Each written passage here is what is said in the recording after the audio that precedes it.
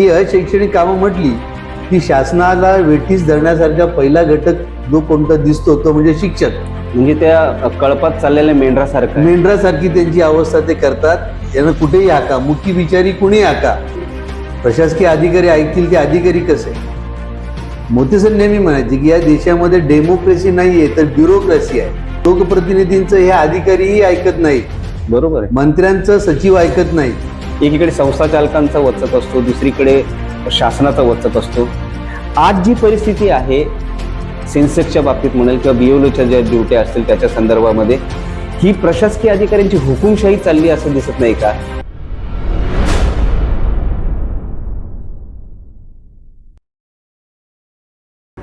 नमस्कार, मी आहे प्रफुल्ल केदारे. आपण पाहत आहात आकाशगाथा.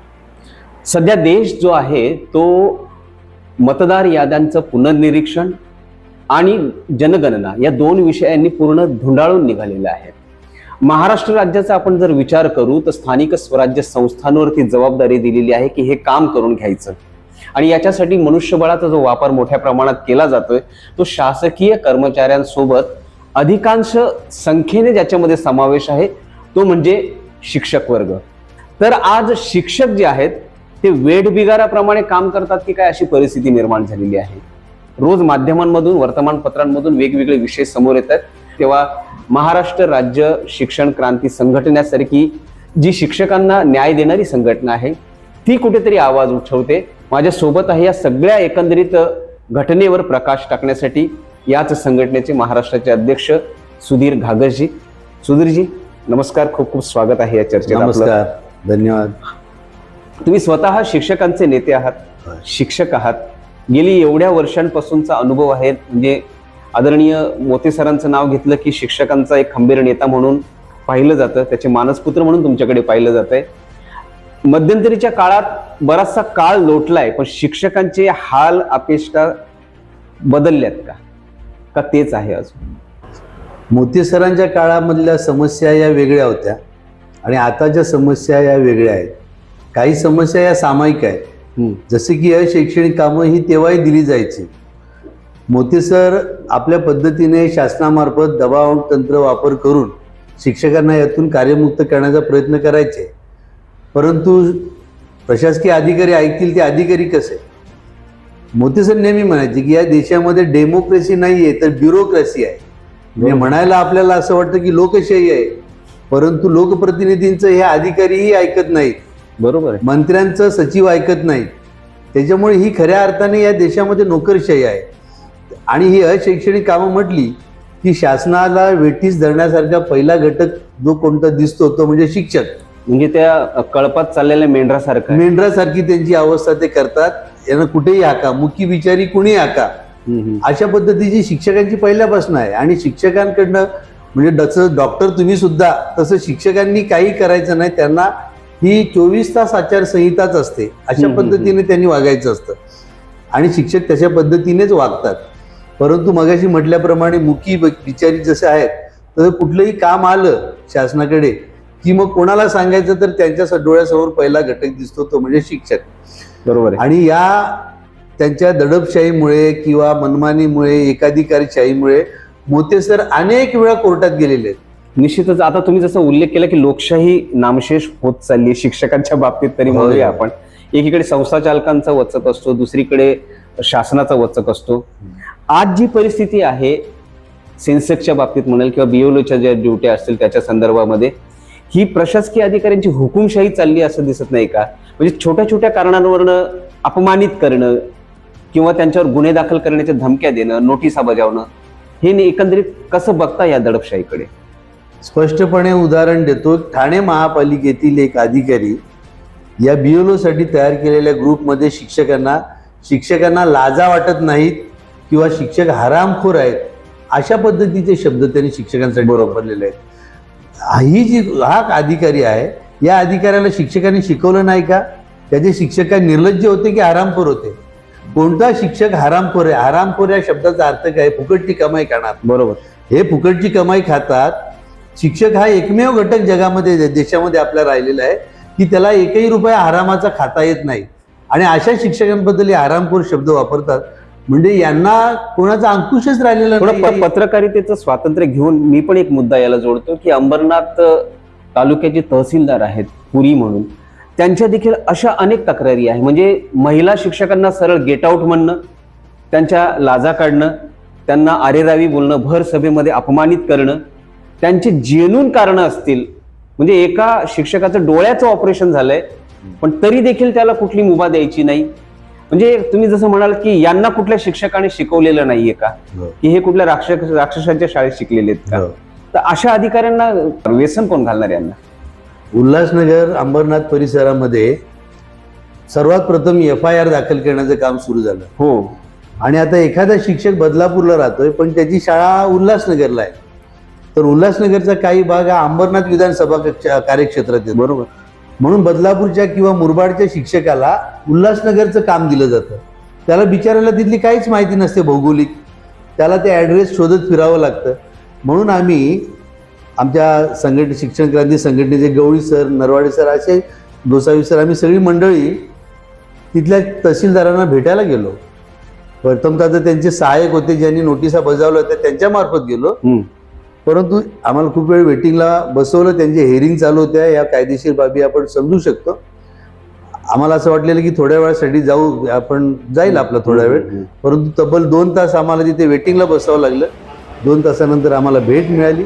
भेट मिळाल्यानंतर आमचा एकही शब्द ऐकून घेतला नाही आणि कुठल्याही त्यांच्या प्रकारची चेहऱ्यावर कुठल्या प्रकारचं सौजन्य वैषम्य होतं का? आमच्याकडे बघितलंच नाही. अच्छा. हा म्हणजे संघटनेची माणसं आहेत, ही काय करणार आहेत करून करून, त्यांना माहिती आहे. मी परत म्हणतो की ही नोकरशाही असल्यामुळे त्यांना माहिती आहे आपलं कोणीही वाकडं करू शकत नाही. एक कोणाकडे जातील, आमदारांकडे जातील, किंबहुना आमदार साहेबांचं पत्र घेऊन पण आदल्या दिवशी तिथे गेले होते आणि आमदार साहेबांनी सांगितलेलं, कुमार रायलानी साहेबांनी, की मी माझी माणसं पाठवतो, त्यांना तुम्ही दिलासा द्या. परंतु त्यांनी दिलासा तर दिला नाहीच, उलट जनगणनेचीही कामं करा आणि BLOचीही कामं करा अशा पद्धतीचे आदेश काढले. या कामांचा म्हणजे ताण एवढा वाढलाय की शिक्षक पूर्ण वेळ शाळेला देऊ शकत नाही. काही प्रशासकीय अधिकारी असतील ते याला जुंपल्यामुळे सर्वसामान्य माणसांची जी कामं आहेत, रेशनिंग ऑफिस असेल किंवा उत्पन्नाचे दाखले, जातीचे दाखले, ही कामं रखडलेली आहेत. मग सरकारला ही पूर्वनियोजन करून ह्या कामाचं आखणी किंवा बांधणी करता आली नाही किंवा हा प्रयत्न फसलेला वाटतोय का तुम्हाला?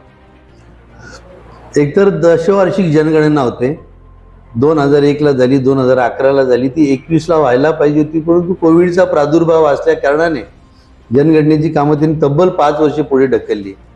आता ही SIR मॅपिंग जे आहे, मतदार याद्यांचं अपडेट करणे, बरोबर, यामध्ये त्यांनी शिक्षकांनाच नव्हे तर सर्व विभागातील अधिकाऱ्यांना घेतलेलं आहे आणि सर्वसामान्य लोक ही कार्यालयांमध्ये चक्रा मारतायत. आता आमच्या शालेय शिक्षण विभागामध्ये पगार बिलाची तारीख असते, मुख्याध्यापकाला मान्यता नाही, मुख्याध्यापकाशी शिवाय पगार बिल निघत नाही. तिथे जातात तर संबंधित कक्ष अधिकारी किंवा लिपिक जो आहे तो BLOच्या कामाला गेलेला असतो सुपरवायझर म्हणून किंवा तत्सम काहीतरी, परत फेऱ्या माराव्या लागतात. आता कित्येक दिवस ते फेऱ्या मारतात, पगार बिलांची तारीख निघून गेली. म्हणजे आता पगार बिल विलंबाने गेले की पुन्हा ते मंजूर होत नाही नियमित मध्ये.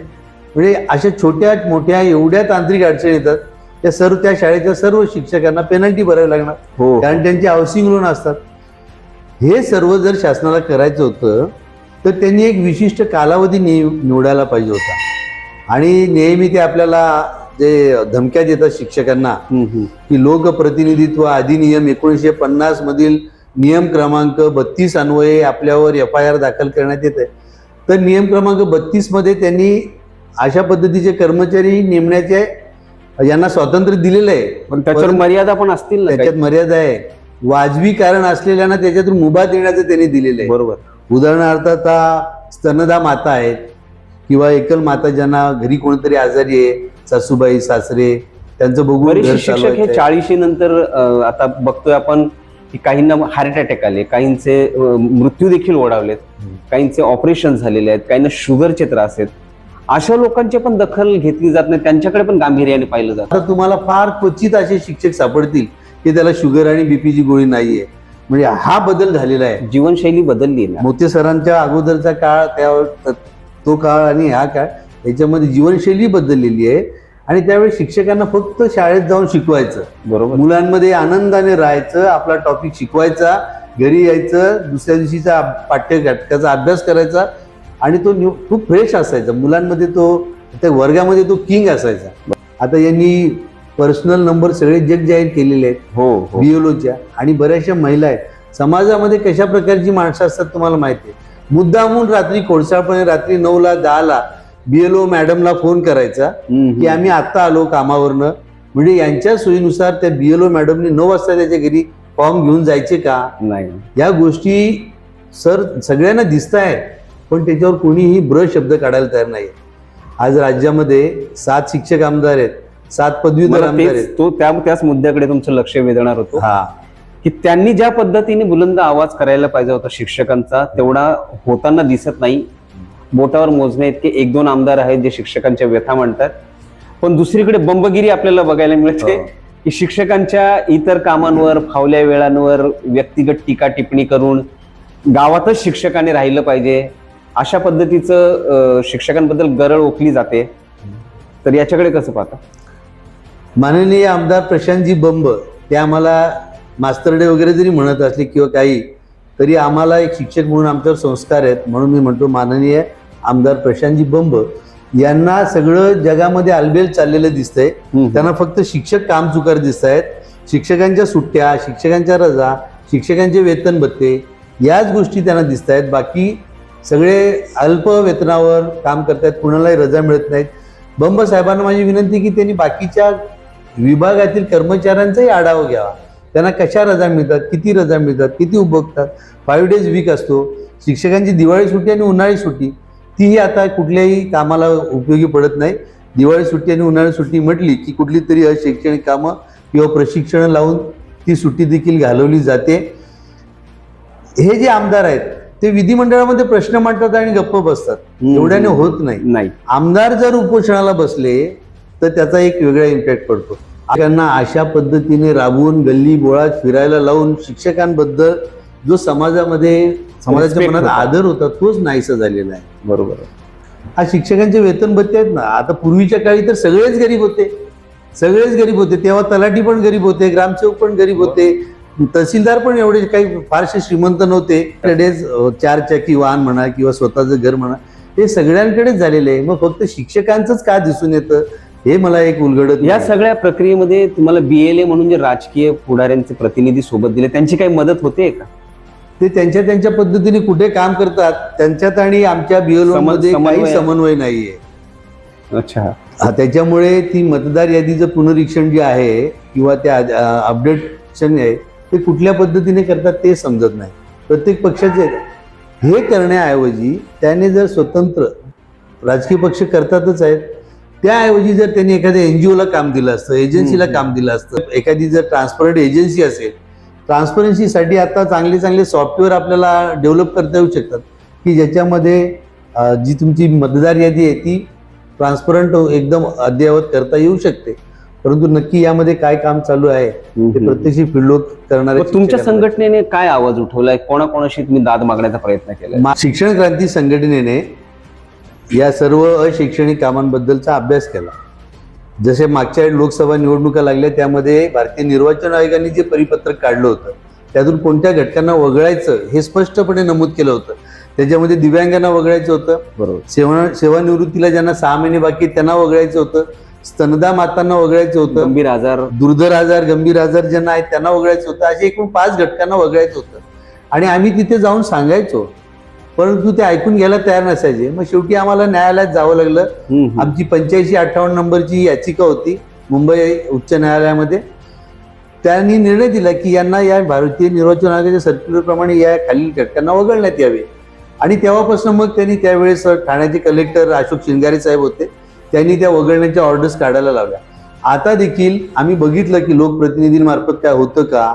आता सर्व शिक्षकांचं समन्वय समिती गठीत करून आझाद मैदानला जवळजवळ 7-8 हजार शिक्षक उपस्थित राहून मोठं आंदोलन केलं.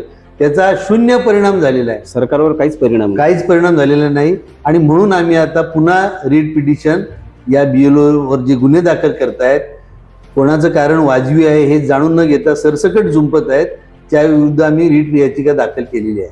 मागे 3 दिवस रेड अलर्ट होता. मला स्वतःला काही शिक्षकांचे फोन आले की सर अशा पावसामध्ये कोणी बाहेर पडत नाही, पण आम्हाला मेसेज येतात की तुम्ही जर गेला नाहीत तर तुमच्यावर गुन्हे दाखल होतील. आणि 29 मला वाटतं तारीख तुम्हाला शेवटची दिलेली आहे. एवढ्या कमी कालावधीमध्ये ही प्रक्रिया पूर्ण होईल का? आणि अशा पद्धतीनं राबवणं वेठबिगारी कितपत योग्य आहे? एवढ्या मोठ्या लोकसंख्याच्या देशामध्ये एवढ्या कमी कालावधीमध्ये मतदार याद्यांचं अपडेशन करणे हे अशक्य आहे. रेड अलर्टमध्ये एकीकडे शासन म्हणतं, प्रशासन म्हणतं की घराबाहेर पडू नका, धोका आहे. दुसरीकडे हे BLOवर नियंत्रण करणारे वर्ग 1 वर्ग 2चे अधिकारी आहेत, ते व्हॉट्सअप ग्रुपवरून धमक्या देत आहेत. डेलीचे अपडेट त्यांना हवे आहेत. हे शिक्षक भर पावसात नाल्यांमध्ये गटारांमध्ये उतरून जाऊन ना लोकांना आवाज देत आहेत आणि लोक त्यांना घरातून शिव्या घालतात, तुम्हाला काय आहे की नाही, एवढ्या पावसामध्ये तुम्हाला काही एवढं अर्जंट आहे का? तर 29 तारखेच्या आत हे काम पूर्ण होऊच शकत नाही, कितीही सरकारने आटापिटा केला तरी. आणि आता या पावसात किंवा उन्हाळ्यात जनगणना केली, पावसाळ्यात ही सगळी SIR ची कामं काढली, एवढी अर्जन्सी काही नाहीच आहे ना. तुम्ही 5-6 वर्ष थांबलेलेच आहात ना, अजून 5-6 महिने पुढे चला, हिवाळ्यामध्ये हे कामं घ्या, त्यावेळेस जरा शिक्षकांना दगदग होत नाही. आज आपण बघतो की 3 मृत्यू यामुळे ओढवलेले आहेत. हो, एका शिक्षिकेने आत्ताच आज मी फेसबुकवर बघितलं, आत्महत्येचा प्रयत्न केला. आता मरणाला जवळ करतो जो माणूस, म्हणजे तो या कामांना किती वैतागलेला असेल. आणि त्यांनी स्पष्टपणे नमूद केलेलं आहे की अधिकाऱ्यांच्या दबावाला कंटाळून मी आत्महत्या करत आहे. महिला विशेषतः ज्या आहेत त्यांचं दोन्हीकडून मरण होतं. इकडनं अधिकाऱ्यांचा दबाव, तिकडनं घराची जबाबदारी, म्हणजे मुलं असतील, पती असतील किंवा सासू सासरे किंवा आजारपण, या सगळ्याला शिक्षक प्रचंड बेजार झालेले आहेत. तर हे शासनाने कुठंतरी थांबवावं. संवेदनशीलता अशी वेळ म्हणायला आली की आता हे शासन नाही करत आहे, हे प्रशासन करत आहे.